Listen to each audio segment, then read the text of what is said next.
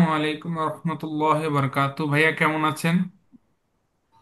ওয়ালাইকুম আসসালাম ভাই, অনেকদিন পরে দেখা। কেমন আছেন আপনি? জি, আজকে আমাদের অনেকদিন পর একটি ডিসকাশন সেশন আবার আপনাদের মাঝে এসেছে, যে যেটা আমরা একটা পার্টিকুলার টপিক নিয়ে শুরু করতে যাচ্ছি। সো আমরা আমাদের কথা না বাড়িয়ে মূল কথায় চলে যাই। ভাই, আমরা এখন একটা নতুন ভাবে মনে করেন অনেকে এক্সপ্লোর করতেছে যে সুদান কে নিয়ে। এতদিন আমাদের যেরকম আমাদের গাজা খুব পপুলার, কিন্তু সুদান এতটা পপুলার না। সো আপনি এট ফার্স্ট এটা সুদানের ব্রিফ দেন, ওই অঞ্চলটা কি কি করতেছে, কি হচ্ছে না হচ্ছে ওটা সম্পর্কে একটা ব্রিফ দেন, যাতে আমরা এটার মধ্যে ডিপ ডাউন করতে পারি। ঠিক আছে। আগেইন সবাইকে আসসালামু আলাইকুম, আশা করি সবাই ভালো আছেন। সো বেসিক্যালি আমরা তো অনেক কিছু নিয়ে কথা বলি। রিসেন্টলি আমরা আসলে পৃথিবীতে অনেকগুলা অনগোয়িং জেনোসাইড আছে, এবং অনেক জেনোসাইড অনেকগুলা হয়ে গেছে, হচ্ছে, হইতে থাকবে। থাইল্যান্ড কম্বোডিয়া ইস্যুর ব্যাপারে আমরা খুব কম জানি, সুদানের ব্যাপারে খুব কম জানি, ইয়েমেনের ব্যাপারে খুব কম জানি, সিরিয়াতে এতদিনে খুব কম জানতাম, রোহিঙ্গাদের ব্যাপারে আমরা খুব কম জানি। আমি একটা ভিডিওতে আমার অনেক আগে একটা বলছিলাম, জুনায়দ ভাই আপনার মনে আছে নাকি না, যেখানে আমি বলছিলাম যে আমরা ফিলিস্তিনিদেরকে এই ক্রেডিটটা মিনিমাম দিতে হবে যে তারা মিনিমাম রেলেভেন্ট। ঠিক আছে, তারা হইলে অ্যাটলিস্ট রেলেভেন্ট তো আছে। বাকিরা তো আমাদের নিজেদেরকে, আমাদের মধ্যে মানে আমরা এতটা ব্যর্থ, আমরা তাদেরকে রেলেভেন্টও রাখতে পারিনি। সো আমি যদি ছোট করে সুদান ক্রাইসিস বলি, তো সুদান ক্রাইসিসটা অনেকদিন যাবতেরই। ওদের যে একটা ডিকটেটর ছিল, নাম হলো ওমর। আহ, ওমর নামের dictator, okay what ever, anyways. So অনেকদিন ধরে ছিল। পরে একটা পপুলার আপরাইজিং হইলো, মানুষের ম্যাস আপরাইজিং হইলো, আই থিঙ্ক 2019-এর দিকে। তখন একটা ওদের হইলো, আন্ডারস্ট্যান্ডিং হইলো। ওদের যে আর্ম ফোর্সেস ছিল, সেটার নাম হইলো সুদানিস আর্ম ফোর্সেস, এসএএফ বলি আমরা যেটাকে। আরেকটা হইলো ওদের আরেকটা আর্ম ফোর্স আছে, সেটাকে আমরা আরএসএফ বলি, রেজিস্ট্যান্স সুদানিস ফোর্সেস। ঠিক আছে। সো রেজিস্ট্যান্স ফোর্সেস ও something, I think I am pretty sure I am getting it right, RSF এর ফুল ফর্মটা। এনিওয়েজ, সো বেসিক্যালি যে জিনিসটা আমাদের জানা দরকার, যে সুদানে অনেকদিন ধরেই ক্রাইসিস, এবং যখন ওই ডিকটেটর ছিলেন, ওই ডিকটেটরও এই দুইজন কমিউনিটিকে, এসএএফ কে এবং আরএসএফ কে, দুজনকে কম্বাইন করে ইয়াদেরকে অনেক বাজেভাবে, ও নিজের অপোজিশনকে অনেক বাজেভাবে দমন করতো। ঠিক আছে, স্পেশালি খার্তুমে, দাফুরে, যেখানে অঞ্চলগুলোতে, যেখানে অসুবিধা হইতো, যেখানে ওর মনে হইতো রেজিস্ট্যান্স হইতে পারে। এখানে অ্যারাব আর নন অ্যারাবের কিছু ইস্যু আছে, ওগুলো ডিটেইল আমি না গেলাম, বাট সিম্পল যদি বলি, সো এখানে আরএসএফ কে তারা ইউজ করতো, এবং ইউজ করে কমিউনিটিকে অনেক ভালোভাবে ব্যবহার করে সে নিজের অপোজিশনকে দমাইতো। ওখানে তারা প্রচুর টর্চার চালায়, এবং আহ, ওখানে একটা রেশিয়াল ইস্যু আছে, যে কারণে মানুষ এত হিংস্র হইতে পারে। আমরা যখন একজন আরেকটা গ্রুপকে, একটা গ্রুপ আরেকটা গ্রুপকে এমন ভাবে মনে করি যে তারা, তাদের এক্সিস্টেন্সই হারাম হওয়া উচিত, তারা আসলে, আমরা এমন ভাবে তাদেরকে টর্চার করি যে আমরা আসলে বুঝেই উঠতে পারি না যে মনুষ্যত্ব বলে কোনো জিনিস আছে। Anyways, coming back to the recent conflict, তো পরে 2019-এ ইন্টারন্যাশনাল প্রেশারে তারা যখন এই জিনিসটাকে কাভার আপ করলো, কাভার আপ করে যখন আপরাইজিং হইলো, তখন সুডানে বেসিক্যালি একটা মিলিটারি কম টেকনোক্র্যাট টাইপের একটা গভর্নমেন্ট ফর্ম হইলো। নেতৃত্বে ছিল হইলো আব্দুল ফাত্তাহ আল বুরহান নামে, যে এসএএফ, সুডানিস আর্ম ফোর্সের নেতৃত্বে আছে, এখনো আছে। এবং সে যেটা করলো, সে ক্ষমতার ভাগের জন্য মোহাম্মদ হামদান দাগালো, অথবা হেমেত্তি, হেমেত্তি ফ্যামিলি বলা হয় তাদেরকে, আরএসএফ এর যে নেতৃত্বে আছেন ওনাকে, ওই হেমেত্তিকে সে নিজের পার্টনার ইন ক্রাইম টাইপের বানাইলো। এরপর 2019-20-এর দিকে যেটা হয়েছে, যে তারা একটা প্রমিস করছে কোভিড এর টাইমটা এবং কোভিড এর ঠিক আগে আগে, যে আমরা প্রমিস করতেছি যে আমরা একটা ইলেকশন নিব, এবং গণতান্ত্রিক রূপে যারা আসবে তারা ক্ষমতা দখল করবে, ক্ষমতা নিবে আর কি। আমরা আপাতত একটা ট্রানজিশনাল মিলিটারি গভর্নমেন্ট, কিন্তু কিছুদিন পরে আল বুরহান নিজেই ক্ষমতা দখল করবে। এবং যে অপোজিশন ফর্ম হইলে, এরপর অপোজিশন হইলো, মানে আবার মানুষ গণতন্ত্রের জন্য রাস্তায় লড়াই করা শুরু করলো। তখন বুরহান এদেরকে দমানোর জন্য সিটি সেন্টারে আরএসএফ কে নিয়ে আসলো এবং বলল তোমরা আমার আন্ডারে করো, কাজ করো। আরএসএফ তখন যে সুযোগটা পাইছে, আরএসএফ এর যে লিডার মোহাম্মদ হামদান দাগালো, সে খুবই ক্ষমতালোভী, খুবই পাওয়ার হাংরি। বোরহানও খুবই পাওয়ার হাংরি। এরা আসলে মৃত্যু বা ক্ষমতা এই টাইপের একটা স্লোগান চলে। তো যখন হামদানি জিয়া পাইলো যে একে আমাকে ওর দরকার, তখন এখান থেকে ওর পিছে যায়নি। এরপরে এখানে আসলে 2023-এর দিকে সম্ভবত একটা বাজেভাবে গৃহযুদ্ধ শুরু হয়ে গেল, যখন ইয়ারা বলল যে না, আমরা আর এসএএফ এর কথা শুনবো না, আমরা সুদানিস আর্ম ফোর্সেস এর কথা শুনবো না, আমরা নিজেরাই এর ভিতরে জড়ায় যাব। এবং সম্ভবত ওরা পরে আস্তে আস্তে করে দারফুর এবং দারফুরের অনেক রিজিয়নই দখল নেওয়া শুরু করলো আরএসএফ নিজে নিজে। এন্ড কথা হইলো আরএসএফ একটা মিলিটারি উইং, এটা কোনো স্টেট পাওয়ার না, এটা একটা সিম্পল মিলিশিয়া। এদের এত ক্ষমতা আসে কোত্থেকে?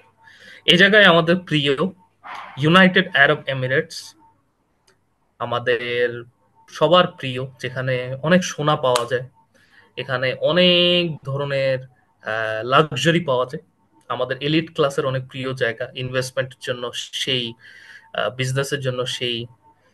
কিন্তু ইউএই এর একটা ডার্ক সিক্রেট, হয়তো এটা অনেকে জানে, তাও বলে দিই। ইউএই হইল ইসরায়েলের মতো একটা বাস্টার্ড,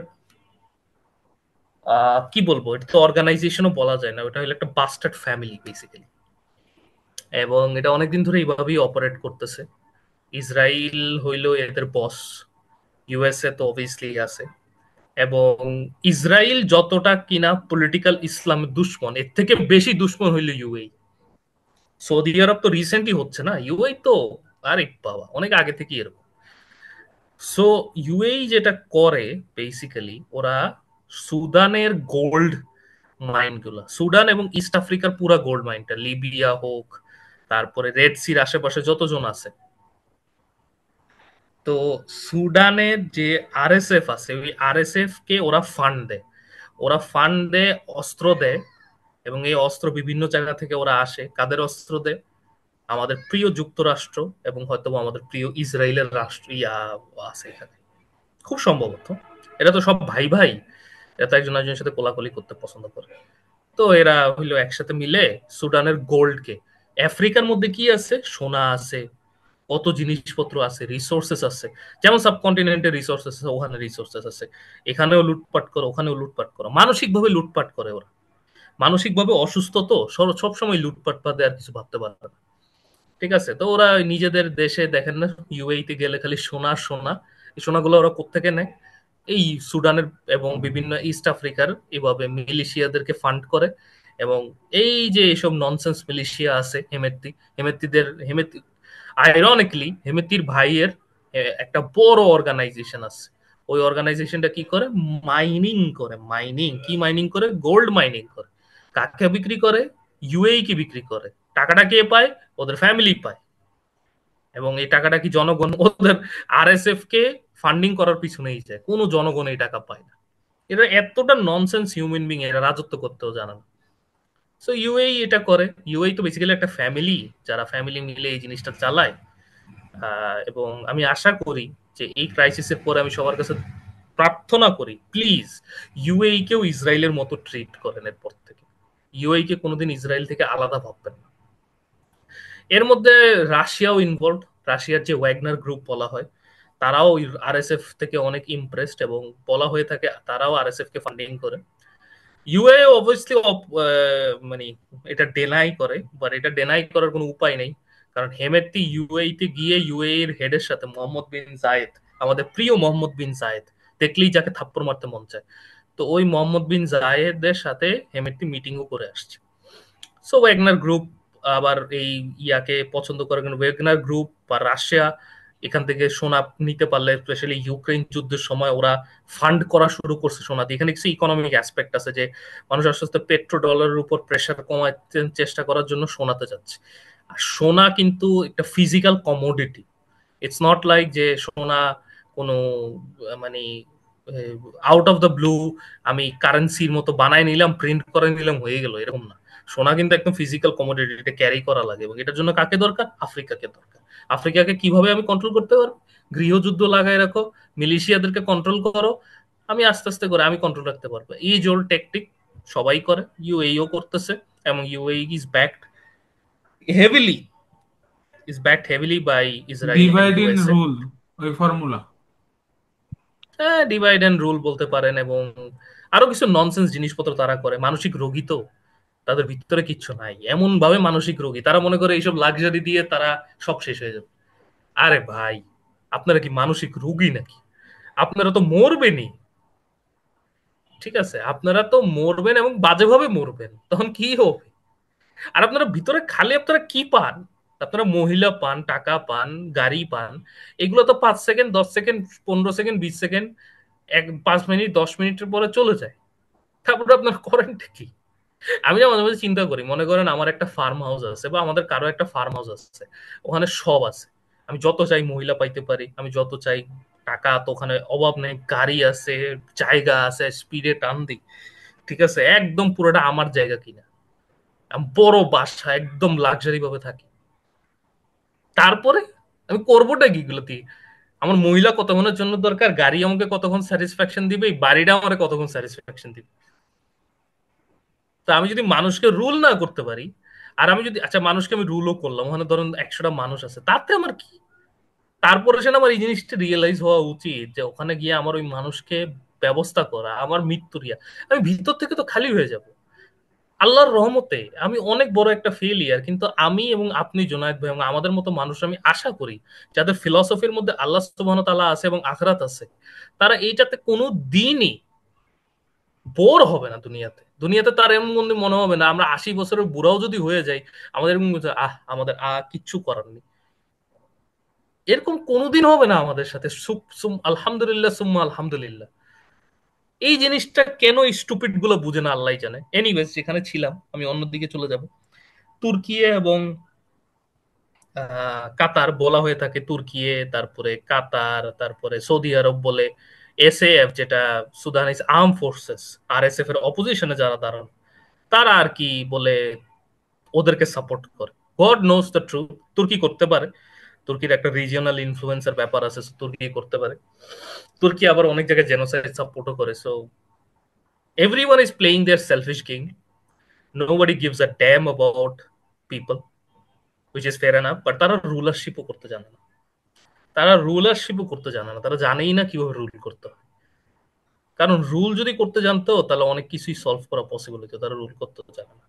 এনিওয়েজ, সো ওভারঅল বিষয়টা হইলো এরকম আর কি, এই জিনিসটা। এখন এটা তো আমি এক্সপ্লেইন করলাম, বাট এটা একটা স্যাড রিয়ালিটি আর কি, যে আমাদের জন্য যে আমরা কতটা ননসেন্স একটা হিউম্যান জাতি হয়ে গেছি, যে আমাদের মধ্যে কোনো, আমরা অ্যাওয়্যারই না। তো আশা করি আজকের পরে আমাদের ভিডিও যদি কেউ দেখে, হালকা হইলেও অ্যাওয়্যার হবে এই ব্যাপারে।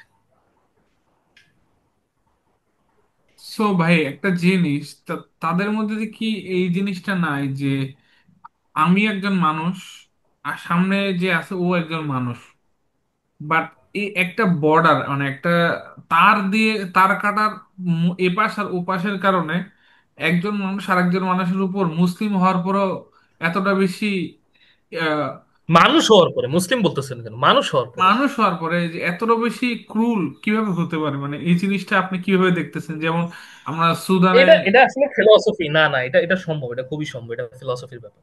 দেখেন, দুইটা ধরনের জিনিস হতে পারে, এক হইলো আইডিওলজি, হুম ঠিক হুম। আছে, একটা হইলো আইডিওলজি, আর একটা হইলো বেসিক্যাল হইলো ডিজায়ার্স। সো ডেজায়ার আপনাকে একটা পয়েন্ট পর্যন্ত পুশ করে, এরপরে আপনি ভয় পেয়ে যান। ধরেন আমার আমার দরকার, তো আপনি চুরি একটা লেভেল পর্যন্ত করবেন, এক দুইটা মানুষ মারবেন, বাট বেশি মারবেন না। আরেকটা হলো আইডিওলজি। ওই আইডিওলজিটা হয় পাওয়ারের আইডিওলজি বেসিক্যালি। সো পাওয়ারের আইডিওলজিটা এইভাবে কাজ করে, এটা একটা মাফিয়ারাও এভাবেই ভাবে, বড় লোকরাও এভাবেই ভাবে, নেতৃত্ব বিন্দু আজকালের জমানায় তারাও এভাবেই ভাবে, এবং আরেকটা যদি আমি বলি, ইভেন ইয়ারাও এভাবেই ভাবে। কিন্তু যারা ভালো তারাও এভাবেই ভাবে, তারাও আইডিওলজিক্যালি অ্যালাইন থাকে, জাস্ট তাদের আইডিওলজিটা একটু ডিফারেন্ট থাকে। সো বেসিক্যালি হইলো জিনিসটা এমন হয়ে দাঁড়াইছে পৃথিবীতে এখন এরকম, এবং এটা ইউরোপিয়ানদের অনেক বড় দেনা পৃথিবীকে। তারা সবচেয়ে বড় যে জিনিসটা দিছে সেটা হলো পৃথিবীকে তারা এই জিনিসটা শিখাইছে যে একটা তার বেঁধে দাও, তার বেঁধে বলে এই আমার মানুষ, এদেরকে প্রোটেক্ট মিনিমাম করো। এরপরে যেটা করো সেটা হইলো আশেপাশে যেই আছে সে তোমার এনিমি হইতে পারে, নো ওয়ারিস। আরেকটা জিনিস সেটা তারা করে, সেটা হইলো যে কি জিনিস শিখাইছে তারা, সে জিনিসটা হইলো যে তুমি তোমার ফ্যামিলি 10টা ফ্যামিলি এরকম বড় হবা, বড় হয়ে আমার কাছে চলে আসবে, আমার মতো দেশে চলে আসবে এবং টাকা পাচার করে নিয়ে চলে যাবে। তারা শুরুতে নিজেরা টাকা পাচার করতো, এই বাঙ্গাল থেকে জিনিসপত্র নিয়ে গেছে। তারা যখন আসছে, Bengal was the richest province in the whole world. তারা যখন গেছে তখন Bengal was one of the poorest province in the whole world. So তারা এই টাইপেরই। তো তারা পৃথিবীর ইতিহাসে প্রথমবার যেখানে তারা শাসন করছে চুরি করার মাধ্যমে, মানে তারা ওখানে আসছেই চুরি করার জন্য, এটা প্রথম শিখাইছে। তো এখন ওই মডেলটাই গত 200 বছর ধরে চলতেছে। যারা এটার বিরুদ্ধে ফাইট করার চেষ্টা করছে আনফরচুনেটলি তারা মরে গেছে। কিন্তু দুঃখজনক বিপলে যারা এটার বিরুদ্ধে ফাইট করার চেষ্টা করছে তারা আল্লাহকে সেন্টারে রাখে নাই। আমাদের যেটা করতে হবে সেটা হলো আল্লাহকে সেন্টারে রাখতে হবে এবং এটার বিরুদ্ধে লড়াই গড়ে তুলতে হবে। খোদা সেন্টারে, জনগণ সাথে, এবং লড়াই চলবে। এই লড়াইটা একটু সময়, দীর্ঘকালের সময়, কারণ তারা তো 200-300 বছর ধরে রুল করতেছে, তো তাদের একটু এন্ডের টাইম আসতেছে। এন্ডের টাইম আসার পরে অন্য কেউ যদি ওই যে কি বলে মঙ্গলদের যে উত্তরসূরি চায়না এবং রাশিয়ানদের উত্তরসূরি, বেসিক্যালি রুশদের উত্তরসূরি যারা এখন, যারা রাশিয়া দেশ হিসাবে আছে, এদের এবং এদের আশেপাশে যারা আছে, আহ বুলগেরিয়া টুলগেরিয়া, চেকোস্লোভাকিয়া, এইসব টাইপের দেশ যারা, সব মিলে আর কি রুশ। সো এরা দখল করার আগে আমরা দখল করে ফেলি জায়গাটা। কি জায়গাটা সেটা, সেটা হইলো নেক্সট রুলাররা কি সেল করে রুল করবে, যেই আগে যাবে সেই পাবে। চীন অনেক আগায় গেছে এটা ঠিক, কিন্তু চীনের যে জিনিসটা নাই সেটা রুটা, রুটা চীনের ঠিক নেই। চীনের রু কোনোদিন ঠিক থাকে। চীন আইডিওলজিক্যালি স্ট্রং, এটা ঠিক আছে, আইডিওলজিক্যালি ওরা একটা অ্যালাইনমেন্ট আছে। কিন্তু যেটা ওদের সমস্যা সেটা হইলো ইউরোপিয়ানদের যে সমস্যাটা হবে সেটা হইলো ইউরোপিয়ানদের জনগণই এখন ইউরোপিয়ানদের এই মডেল আর সাপোর্ট করবে না। তো তখন ওরা ভেঙে, বিকজ ওরা রুলারশিপ করতে জানেই না। So ওরাই চুরি চামারি করলে বাঁচতে পারলে বাঁচবে, না হলে ওদের জনগণ যখন ওদের সাপোর্ট সরাই নিবে তখন ওরা এক্সট্রিমলি ন্যাশনাল সেন্ট্রিক নিজেদেরকে, আমি ওটা আমেরিকান এম্পায়ারের ধ্বংসের ভিডিওতে বলছিলাম, নিজেদেরকে আস্তে করে গুটায় নিবে। গুটায় নিয়ে কেউ একজন সামনে চলে আসবে। সেটা হইতে পারে নিউক্লিয়ার যুদ্ধ হয়ে, না নিউক্লিয়ার যুদ্ধ নাও হইতে পারে। আগে আমার মনে হইতো অথবা নিউক্লিয়ার যুদ্ধ হবেই হবে, এখন হয়তো বা নিউক্লিয়ার যুদ্ধ নাও হইতে পারে। এমন হইতে পারে ওদের জনগণ চাই না, এগুলোর মধ্যে দরকার নাই, তখন ওদের কেউ না কেউ জনগণের ভিতর থেকে একটা নেতৃত্ব ওদের উঠে আসবে। ওদের সিস্টেমটাই ওভাবে ডেভেলপ হয়ে গেছে যে ওরা বলবে যে এনাফ ইজ এনাফ, আমরা আর যাচ্ছি না এটার পিছনে, আমরা নিজেদেরকে গুটাই ফেলবে যত বেশি পারে। তখন ওই এটা নিয়ে অন্যদের মধ্যে মারামারি শুরু হয়ে যাবে, এটাই স্বাভাবিক। তো ওই জায়গাটা আমাদের নিতে হবে, ওই মোরালিটিটা আমাদের প্রিচ করতে হবে যে আমরা কি নিয়ে আসতেছি, আমাদের সেলিং পয়েন্টটা কি। আমাদের সেলিং পয়েন্টটা হলো জাস্টিস, বেসিক্যালি ন্যায়, ন্যায় বিচার। ন্যায় বিচারটা আমাদের সেল করা জানতে হবে। ঠিক আছে, যাই হোক ওই ডিটেলসে না যাই। সো আপনি যেটা বললেন সেটা হলো বেসিক্যালি একটা আইডিওলজিক্যাল শিফট হয়ে ইউরোপ থেকে জিনিসটা আসছে আর কি। যে কারণে মানে মানুষ আইডিওলজির জন্য সবসময় একটা জিনিস মনে রাখবেন, আদর্শের জন্য এক মানুষ আরেক মানুষকে খুব সহজেই মারতে পারে, কোনো সমস্যা নেই, এটা খুব ইজিলি সম্ভব। আমরা যদি নেক্সট ইয়াতে যাই, আমাদের থিঙ্কিং প্রসেসের মধ্যে, যে সুদানের আসলে আমরা এই সুদানটাকে কিভাবে দেখতে হবে, এবং আমাদের ওই বিষয়ে যেটা আমি আপনার গাজার ক্ষেত্রে বলছি, আমরা গাজার ক্ষেত্রে কি করতে পারি এবং সুদানের ক্ষেত্রে আমাদের কি শিক্ষা গ্রহণ করতে পারি, যেটা আমাদের যে চ্যানেল বা আমাদের যে আদর্শটা আমরা পৌঁছাতে যাচ্ছি, সেটা মূল বিষয়টা আমরা কি পৌঁছাতে চাচ্ছি এখন, যেহেতু আমরা আন্ডারস্ট্যান্ডিং হলো একটা সুদানকে নিয়ে এবং হোল ওয়ার্ল্ড ওদের প্রসপেক্টিভে এখন, তাহলে এই জায়গাটা থেকে আমরা কি শিখে ফিডব্যাক হিসেবে আমাদের মানুষদেরকে দিতে পারি। না না না, কিছু না, এখানে ফিডব্যাকের কিছু নেই। খুব জিনিসটা খুব সিম্পল, আমরা একটা পুরা প্রসেস স্টাডি করব। প্রসেসের রেডির মধ্যে আমরা একটা জিনিস খুব ইনলাইন রাখবো, আমরা খুব প্র্যাকটিক্যালি আগাবো, খুবই প্র্যাকটিক্যালি প্ল্যান্ড ওয়েতে আগাবো। এবং আগায় বলবো যে আমি বাংলাদেশে আছি, আমি বাংলাদেশ থেকে এই জিনিসটা শুরু করতে চাই। এক একজন এক এক জায়গায় থাকতে পারে, সবার নিজের জায়গা থেকে এই জিনিসটা করতে হবে যে নিজেদের জনগণকে, ইউরোপে যারা থাকে তারা তাদের প্ল্যান আলাদা, তাদের ব্যাপারে আমি কথা বলতেছি না। ধরেন যারা ভারতে থাকে, পাকিস্তানে থাকে, মুসলমানের কথা বলতেছি, বা যারাই যে কোনো রেজিস্ট্যান্স ফ্রন্ট তৈরি করতে চায়, তাদের একটা পুরো প্র্যাকটিক্যাল স্টান্স নিতে হবে। আমার হিসাবে আমার ছোট্ট বুদ্ধিতে যা কুলায় আমি তা বলতেছি। পুরো প্র্যাকটিক্যাল স্টান্স নিবেন, প্র্যাকটিক্যাল স্টান্স নিয়ে আইডিওলজিক্যালি হিট করার চেষ্টা করবেন। সিম্পল তিনটা প্রসেস, এখানে কোনো কমপ্লিকেশন নাই। নাম্বার ওয়ান, এই তিনটা পুরোপুরি সাজায় রাখবেন, তারপরে আপনার কাজে যাবেন। সবসময় মনে রাখবেন, তিনটা না সাজাইলে আগে পারবেন না। তখন আপনি ক্ষমতা পেয়ে গেলেও কিছু করতে পারবেন না। আমাদের যে ওস্তাদ আছে, জুনায়েদ ভাইও চিনেন, সাহিল আদিম। জুনায়েদ ভাই ওনার চ্যানেল লিঙ্কটা আমাদের ভিডিও নিচে দিয়ে দিন, যাতে মানুষ ওনার থেকে শুনে অ্যাওয়্যার হতে পারে। উনি একটা কথা সবসময় বলে যে আজকে যদি আমার হাতে ক্ষমতা চলে আসে, তাহলে তো আমি বেশি দিন লাগবে না, আমার মেবি 1 বছর থেকে 2 বছর পরে আমার হাত আমাকেই আমার জনগণ ক্ষমতা থেকে বের করে দিবে, কারণ আমি রেডি না ক্ষমতা নেওয়ার জন্য। আমার আইডিয়াই নেই, সিম্পল এই কথাটাই আমি বলতেছি। তো তিনটা স্টেপ সবসময় মনে রাখবেন। আমি বহু আগের ভিডিওতে এই কথা বলছি, আবারও বলতেছি, তিনটা স্টেপ। ফার্স্ট স্টেপ, আপনার আইডেন্টিফাই করতে হবে প্রিচ কি করবেন আপনি। So, আপনি প্রথমে প্রিচ করবেন, ছড়াবেন। দ্বিতীয়, আপনি লড়াই করবেন, হাত তো হ্যান্ড টু হ্যান্ড, রক্তাক্ত লড়াই করবেন। লড়াই বাদে কিছু হবে না। প্রথমে প্রিচ করবেন, তারপরে লড়াই করবেন, তারপরে অ্যাডমিনিস্টার করবেন। লড়াইয়ের পরে যখন জিতে যাবেন তখন অ্যাডমিনিস্টার করবেন। এটা তো যত সময় লাগবে। সো আমার আগে তো একটা আইডিওলজি সেট করতে হবে যেটা আপনি করবেন। So, আমার আইডিওলজি আমি সেট করে রাখছি, আমি খোদা তালার জমিনে খোদা তালার আইন আনতে চাই, সোজা কথা।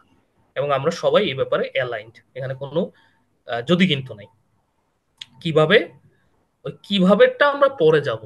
আমরা আপাতত যেটা করতেছি, এই জিনিসটা স্প্রেড করতেছি যে খোদা তালার জমিনে খোদা তালার আইনটা কেন জরুরি। আজকে এই সুডানের কথাতেও আমরা এই জিনিসটা শিক্ষা পাই যে খোদা তালার জমিনে খোদা তালার আইন যদি থাকে, তখন কারো বাপেরও সাহস থাকে না যে মানুষকে এভাবে ট্রিট করতে পারে।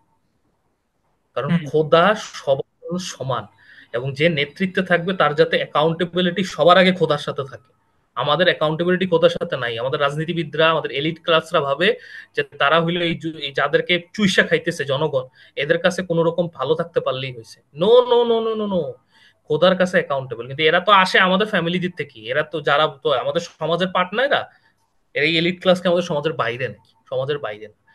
তো এই এলিট ক্লাসকেও আমি বার্তা দিতে চাই, সবসময় মনে রাখবেন আপনাদের ভিতরে যে খালিটা, আমি তো দেখছি আপনাদের অনেককে, কাছ থেকেই দেখি। পড়াশোনা করছি আপনাদের অনেকের সাথে, যারা মানে পড়াশোনা বলতে আমার সিনিয়র ছিলেন আপনার অনেকে।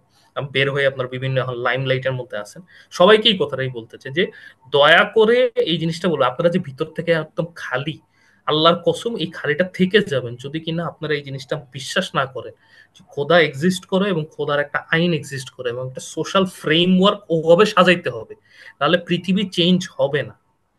মনে রাখবেন এটা কোনো কমন সেন্সের বিষয় যে একটা, আপনি সারা জীবন ক্ষমতায় থাকলে অসুবিধা নাই, আপনি রাজত্ব সারা জীবন করলে অসুবিধা নাই, কিন্তু আপনি যদি খোদার কাছে অ্যাকাউন্টেবল থাকেন, তখন জনগণের কোনোদিন অসুবিধা হবে না। বেশিরভাগ জনগণ তো এত কিছু বুঝেও না, বুঝা লাগবেও না।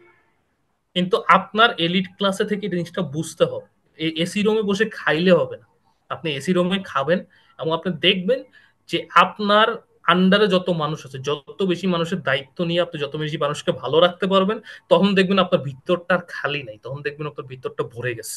তখন আপনার আরো মন চাবে এই কাজ করতে। তখন আপনি খুশি খুশি আরো মহিলা নিতে পারবেন, আরো টাকা কামাইতে পারবেন, আরো গাড়ি নিতে পারবেন, এবং আপনার মধ্যে কোনো গিল্ট থাকবে না, কোনো গিল্ট থাকবে না। আপনার ভিতরে যে এখন এই খালিটা, এই খালিটা থাকবে না।